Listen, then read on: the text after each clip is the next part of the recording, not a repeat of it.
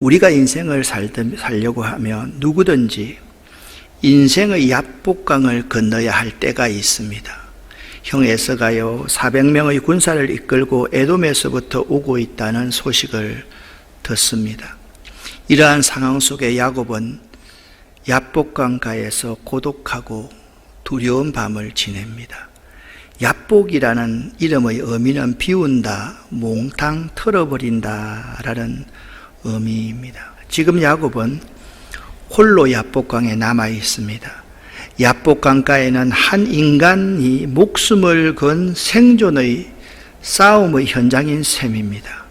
그런데 인생이 야복강을 만날 때 하나님이 그냥 두시지 않습니다.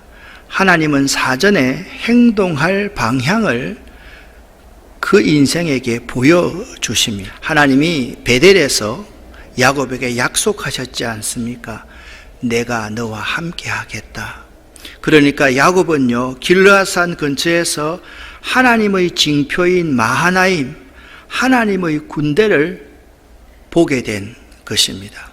야곱은 하나님의 군대가 자기와 함께 하신다는 사실을 분명히 그곳에서 보아서 깨달았습니다. 이제 야곱은요 하나님의 군대를 보았음에도 불구하고 인간적인 모든 방법을 다 동원합니다. 야곱이 심히 두렵고 답답할 때 하나님께서는 찾아오셔서 야곱에게 확신을 주셨다라고 말씀했습니다.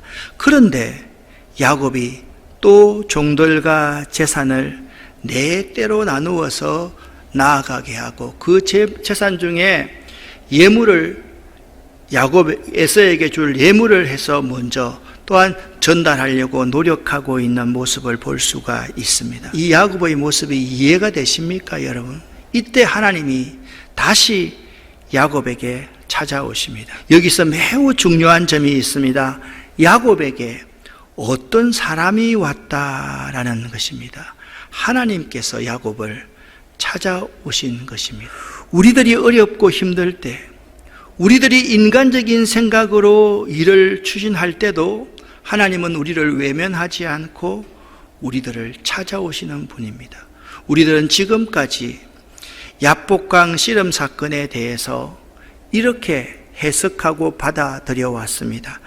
야곱은 야복강에서 하나님의 다리를 붙잡고 축복할 때까지 놓아 보내지 않자 하나님은 결국 축복할 수밖에 없었다.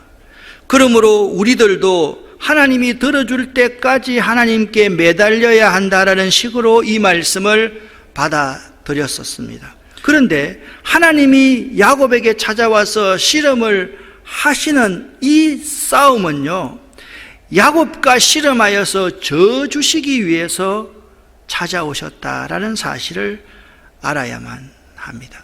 하나님이 야곱을 이길 수 없어서가 아니라 야곱의 실험하는 매달림에 져주신 것이지요. 하나님은 때때로 그런 방식으로 우리에게 일을 하십니다.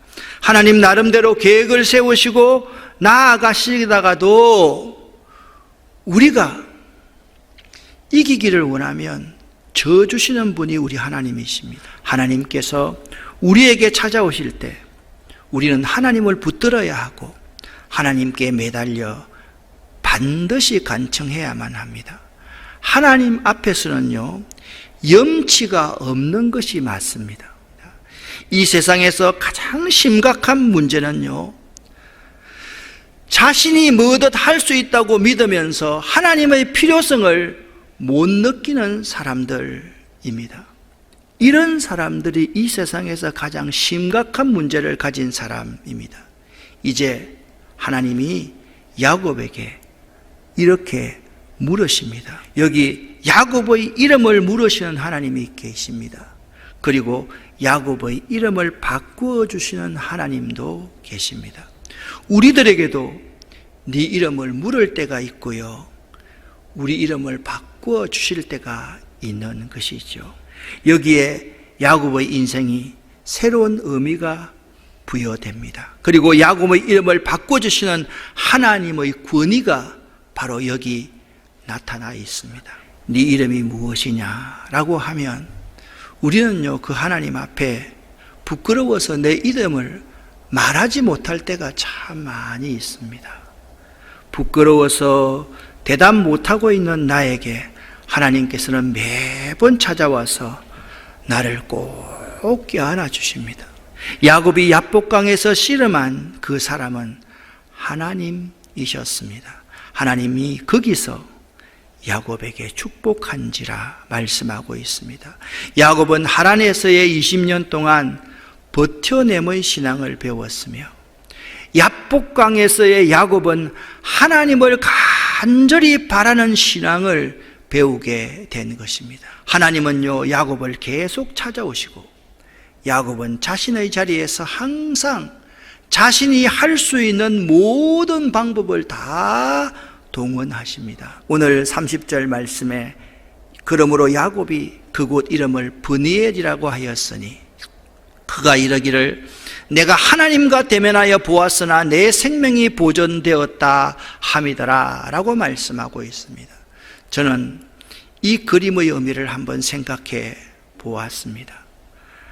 하나님의 천사가 하나님이 야곱을 안고 있는 그림입니다. 브니엘은 하나님의 얼굴이라는 뜻입니다. 야곱이 브니엘에서 하나님을 만남으로 새 아침을 맞이하게 됩니다. 성경적인 새날은 시간의 바뀜에 있는 것이 아니라 우리의 마음이 바뀜에 있습니다. 이 빛이 나를 비추어서 나의 자아를 죽일 때 그 순간이 바로 브니엘인 것입니다. 야곱이 야복강에서 자신의 문제를 해결하고자 브니엘을 지냈을 때의 마음을 한번 상상해 보시기를 바랍니다. 얼마나 마음이 평화로웠겠습니까? 기뻐했겠습니까? 야곱은요, 하나님의 스티그마, 하나님의 흔적을 가진 사람이 되었습니다. 하나님이 치신 그 허벅다지로 말미암아 야곱은 평생 절면서도 그 야복강가에 그 브니엘의 하나님을 기억했을 것입니다. 스티그마라는 영어 단어의 뜻은 낙인이라는 뜻입니다. 그런데 라틴어로는 그리스도의 거룩한 흔적, 성흔을 뜻한다고 합니다. 바울은 갈라디아 교인들에게 이후로는 누구든지 나를 괴롭게 말라 내가 내 몸에 예수의 흔적을 가졌노라 라고 말씀하고 있습니다. 그는 자기 몸에 예수의 흔적이 있다고 말합니다. 그리고 그것이 자신이 진정한 예수의 제자 그리스도인이라는 증거라 그렇게 고백하고 있습니다. 이렇게 야복강의 경험을 통하여서 야곱은 진정한 하나님의 사람으로 거듭났습니다. 여러분도 오늘 이 야복강에서 진정한 하나님의 사람으로 거듭나실 수 있기를 예수 이름으로 간절히 축원합니다. 기도하겠습니다.